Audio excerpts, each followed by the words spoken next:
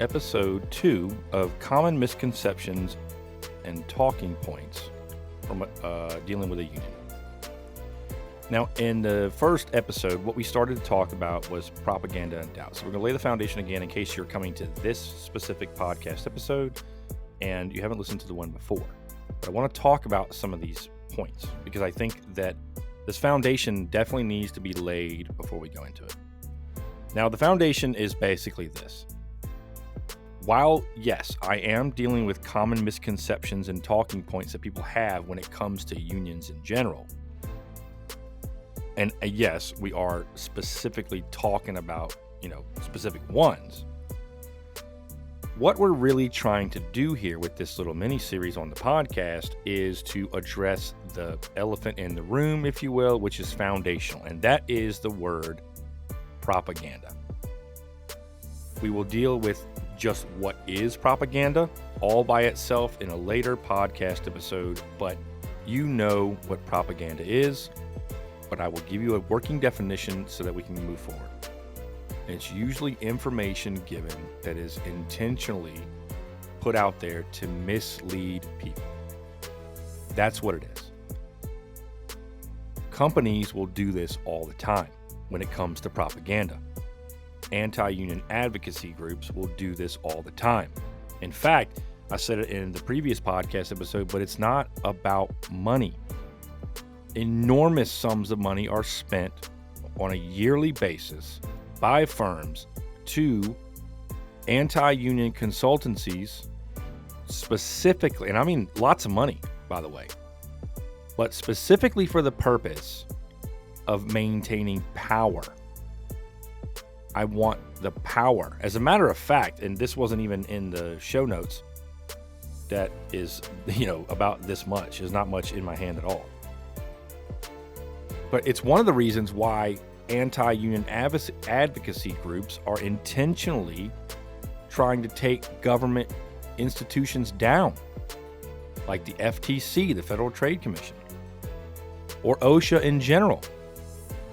There are actually anti-union advocacy groups that want to get rid of that.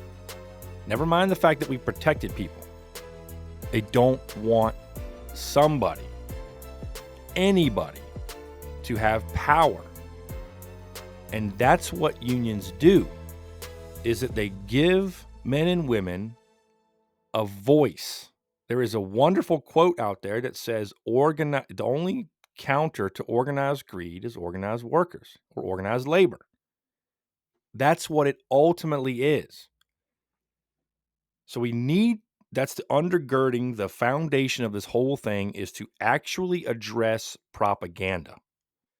And then when we address propaganda, what we're actually doing by addressing the propaganda, we're also attempting to take away the power of doubt, which is a wonderful tool for anti-union individuals.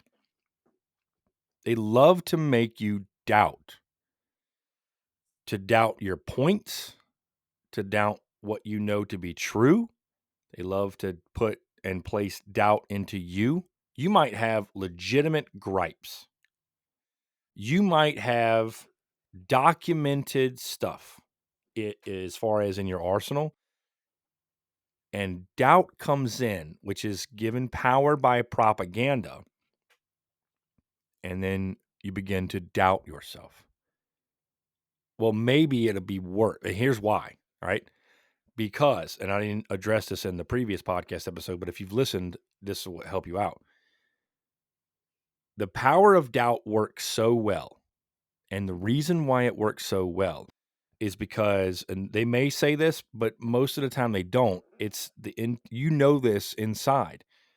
Better to deal with the devil I know than the devil I don't know. That's effectively what they're trying to do. Now the union, is, I've already addressed this, but it's you. It's a collection of people, and it's not a devil. But because you don't have experience as an individual, as a group of people that are working for a company, for example, you don't know.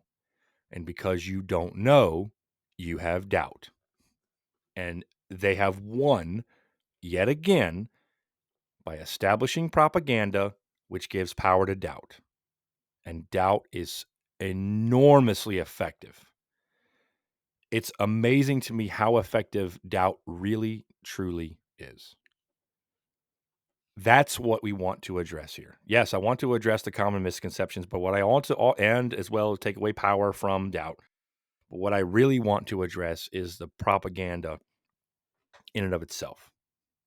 If we can do that, if there's a landing page, a place, something that individuals can be pointed to, say, listen to this podcast episode, read this article, whatever, and say, if you have an open mind, allow it to be changed.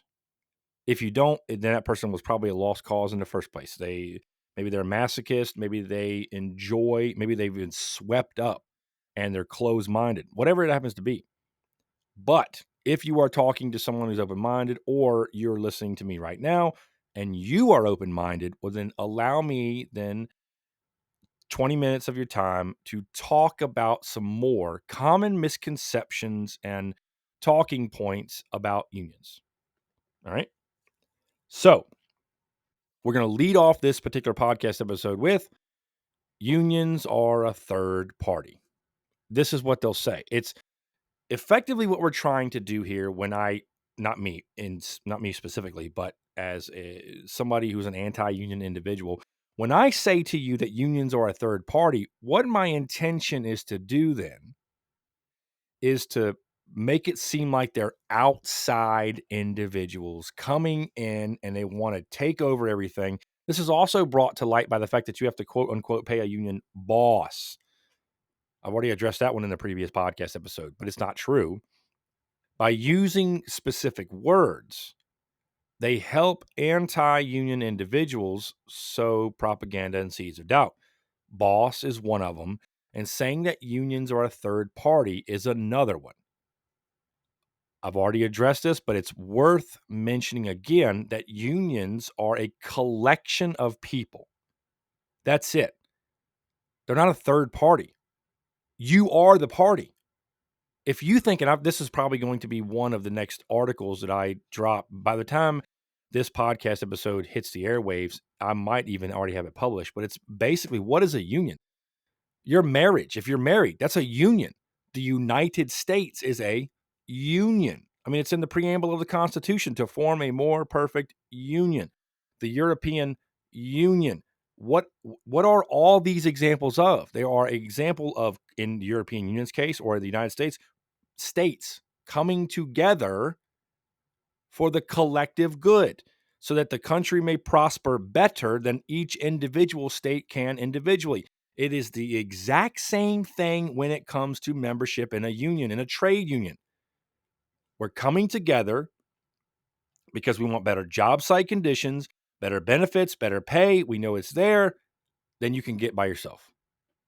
And we get swept up in this propaganda that all of a sudden a union is a third party, or what's even exceptionally, I think one of the things that actually allows some of this to get sewed into it is our rabid individualism. Now, I love, being an American, and I love the individual nature we have, but I'm also a realist, and I understand that the likelihood that I'm going to get something that I can't, the likelihood that I'm going to get something on my own without unionism, I'm very real here. Every single solitary advance in working people's lives up to this point today has been, number one, it has its foundation and roots in union men and women pushing to change the landscape of work. And number two, every single solitary thing has been opposed by business. Every single thing. If you haven't yet, this is a little side note here, but if you have not read this book yet, 23 Things That They Don't Tell You About Capitalism, go out and get you a copy. Or I will be posting this book review soon, but I don't even address any of the beginnings of this. Every single thing that has, every single advantage that has come out from a worker's perspective is because working class men and women have pushed for it.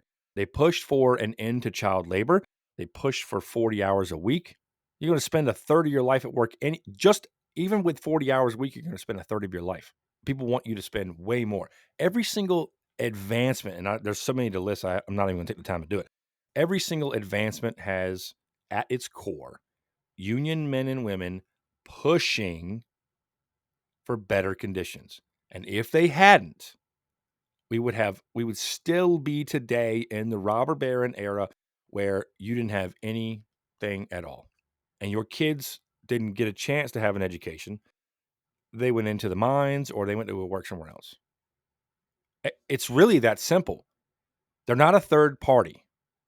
It's you joining a union, and now you are a member of that union. You are the union. You and everybody else that has elected to join this union, now you are union members, which is far more democratically structured than any company or any corporation on the face of the planet.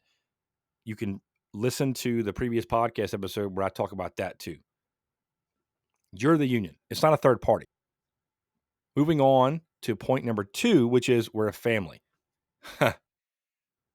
It becomes even more disingenuous when we link it to the previous talking point or misconception, which is unions are a third party. If I say they're an outside force, on the heels of that, I'm going to say, but we're a family. Listen, the likelihood that you're interested in a union in the first place at a workplace is quite clear, at least to me. It's that you must be the redheaded stepchild in that family or the black sheep, because the conditions must be as deplorable, at least enough to where someone's considering or curious about it. This is usually when it comes up. It's not a misconception or a talking point that individuals have just out on the streets. It usually is one that comes up when there's a unionizing drive and people say to themselves or to other people, well, we're a family.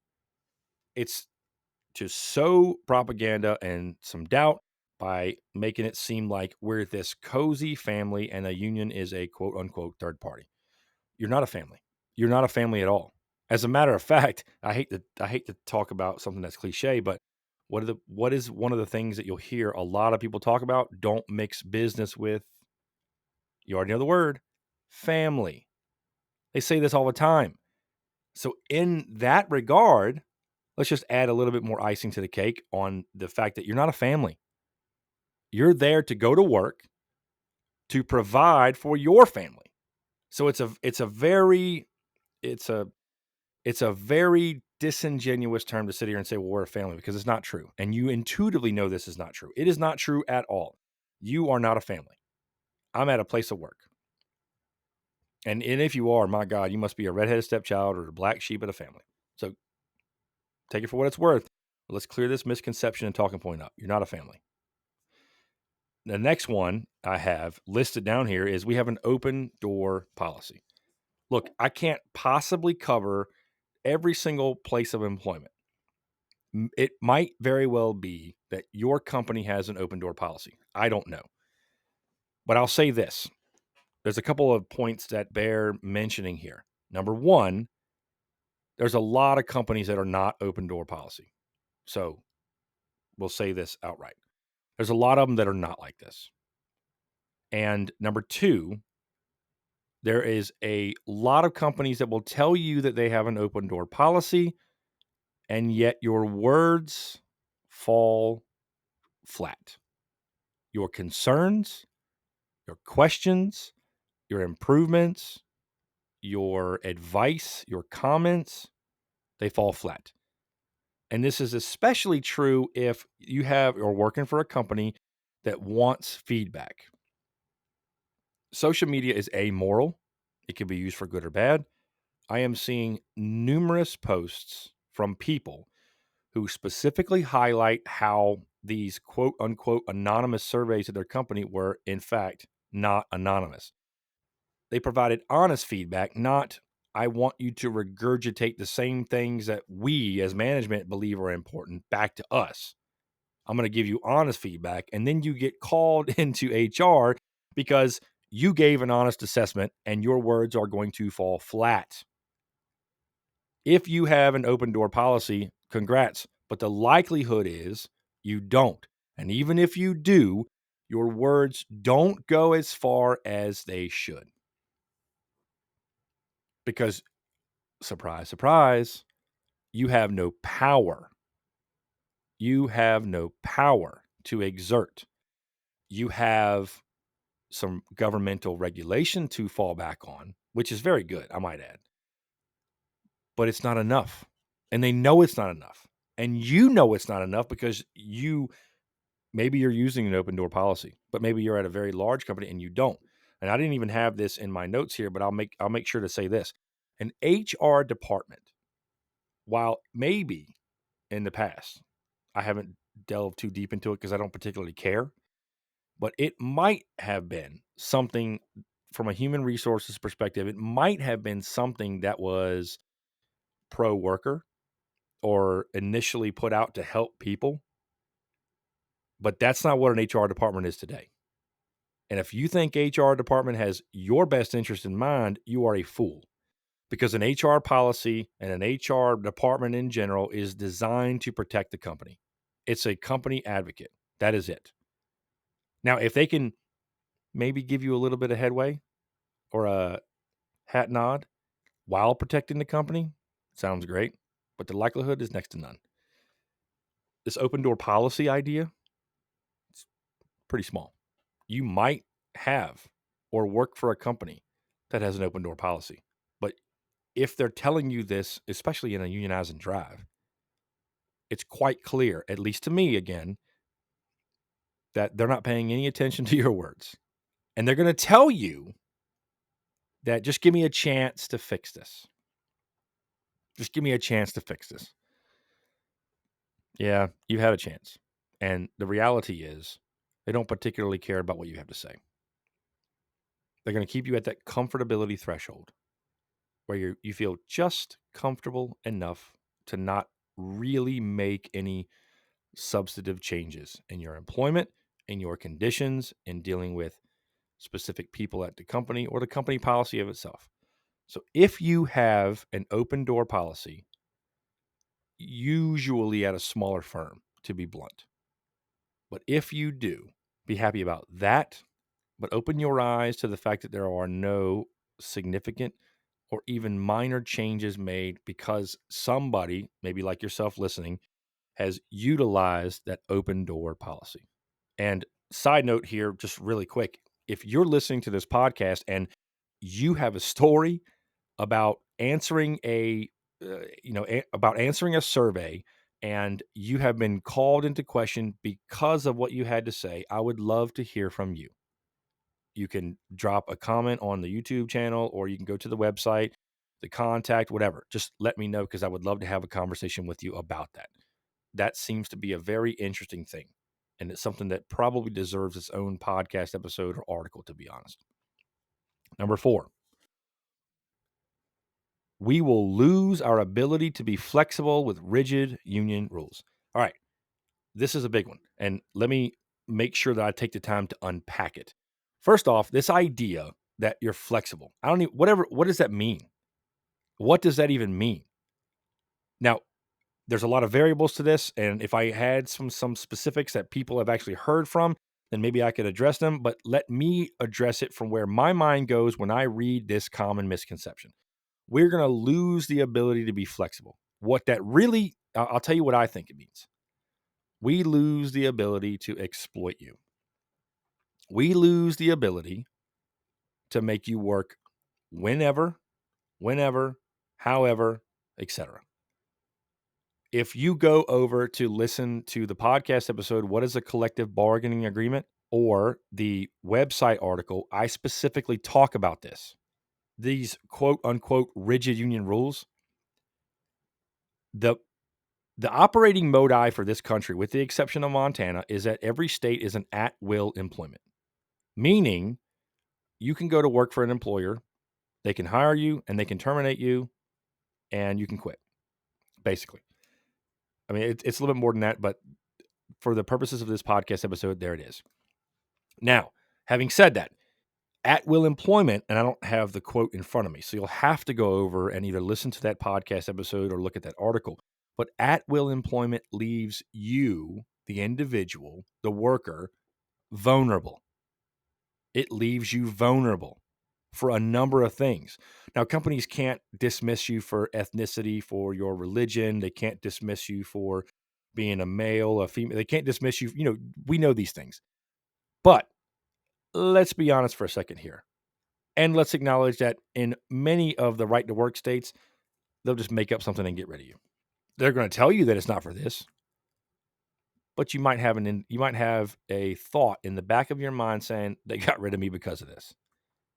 Do you know what protects you? A collective bargaining agreement. And all a collective bargaining agreement is a contract that binds your employer to certain terms. And you enter into numerous contracts. If you have a mortgage, you've got a contract. If you have a cell phone, you have a contract. If you're using power or gas or whatever, you have a contract. If you buy a car, you're entering into a contract. Why would you not want to have a contract that helps protect you when it comes to working, so that you can work to provide and pay for all the other contracts that you have in this life?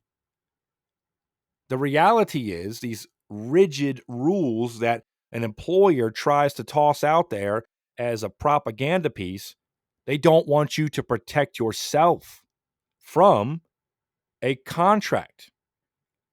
That's what it is. When you become a union member, you are the union, and you are covered under a collective bargaining agreement. People come together. They have people that go to a negotiation table and negotiate with employers for better job site conditions, better benefits, and better pay. And they specifically have rules, because remember, unions are democratic in their structure, and they have specific rules that outline what a company can or can't do.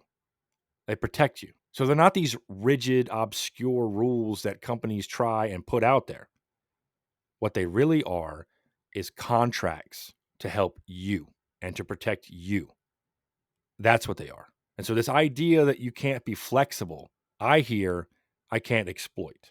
They're all, that's what I hear, because I've been in this game for 23 years now, and I have seen a few things. It's like the farmer's insurance.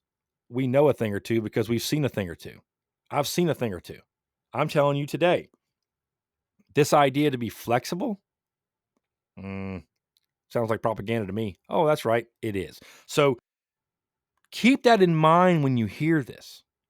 When you read a collective bargaining agreement, or if you're into a union drive and you're sitting here talking about this, a contract, a collective bargaining agreement, what it effectively does is cover you.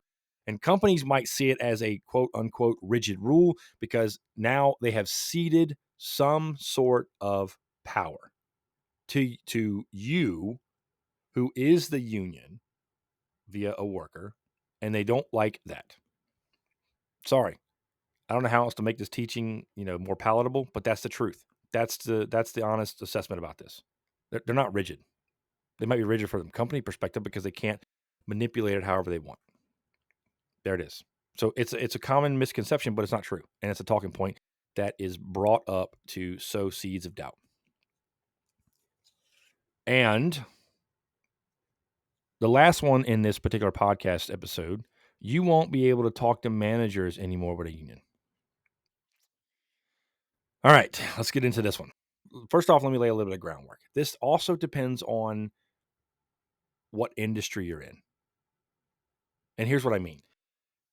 I'll talk from the building trades, or the ironworkers, electricians, pipe fitters, etc. I'll talk from our perspective primarily because that's the space that I reside in. But I don't want 15 different people coming and talking to me and telling me what to do. That's confusing, and it certainly brings on an enormous amount of errors.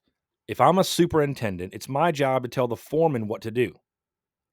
And the foreman then in turn tell the guys, hey, look, this is your gang. You're running this is what we're doing here.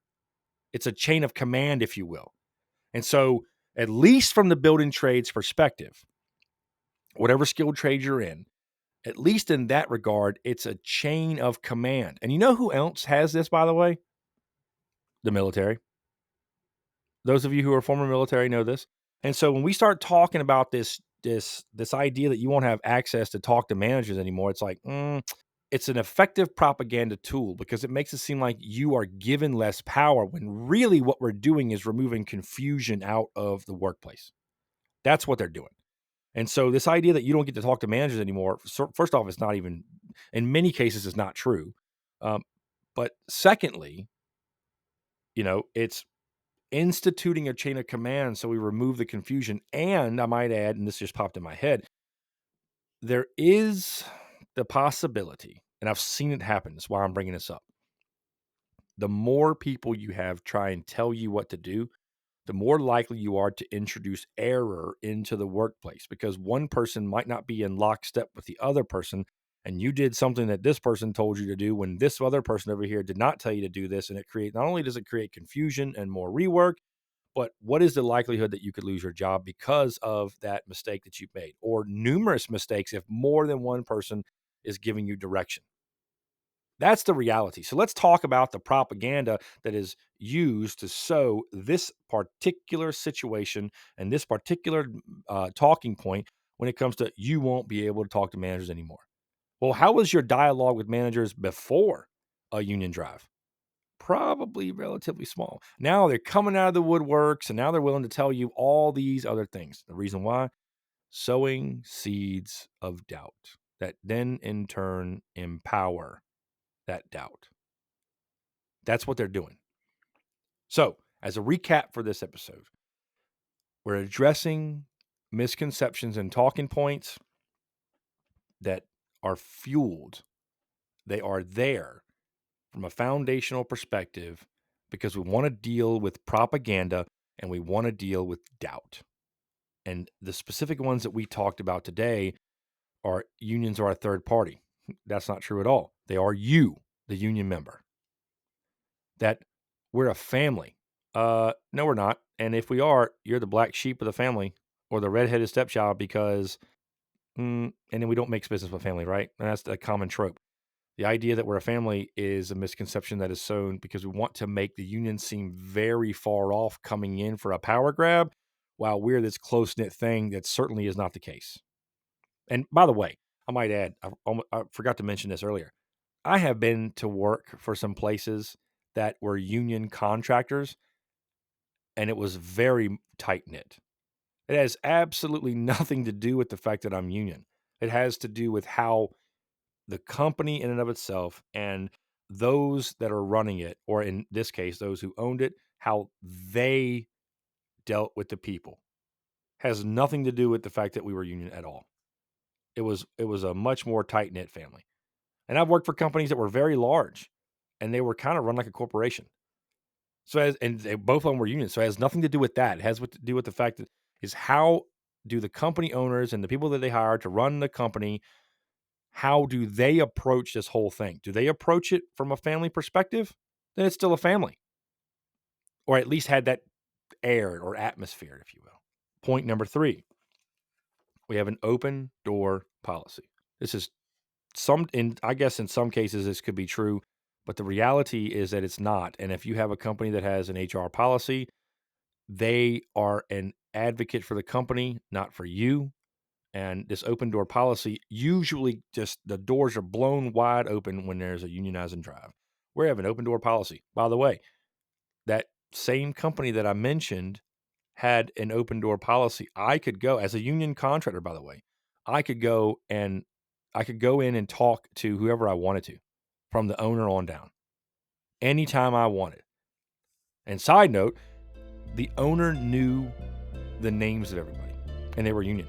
So that talking point needs to go into the trash because it's very deceptive.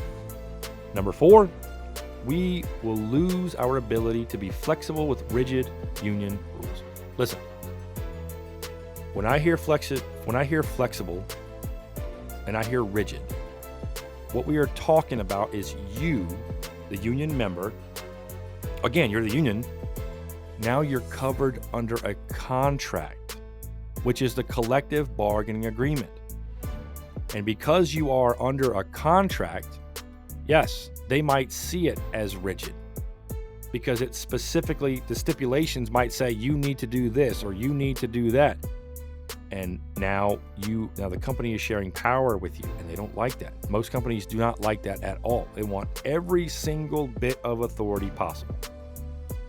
And so what they mean when they say that they want to be flexible, it's usually in the exploitative realm.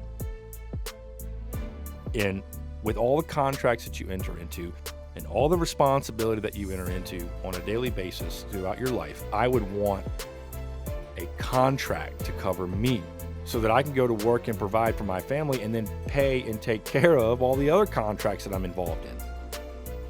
So this idea that they can't be flexible because of the rigid union rules, they're there to protect you. If you read or ever talk to anybody who's covered under a collective bargaining agreement, they'll tell you they're glad that they had them.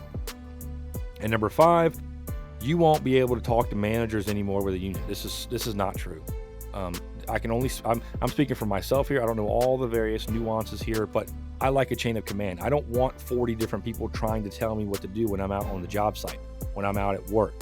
I want to know that I have somebody that I report to then tell me what to do, that I can turn around and talk to them about problems and not have 40 different people trying to talk to me about the same thing. There is such a thing as a chain of command. And that's exactly why military has a chain of command, so we don't sow seeds of doubt and we have chaos everywhere. Let's have a chain of command. And the idea that people are disingenuous and bring this up because managers come out of the woodworks when it comes to an organizing drive. Give us a chance to fix this and all this other stuff. We got an open door policy. All these negative talking points and misconceptions are usually brought to the forefront when an organizing drive is coming out there, and they're using these trying to stem off people from organizing because they don't want you to have power. And there it is. 5 things in this particular episode that are common misconceptions and talking points about unions. Thanks for listening. If you got any comments, stick them down there. And I will see you on the next one.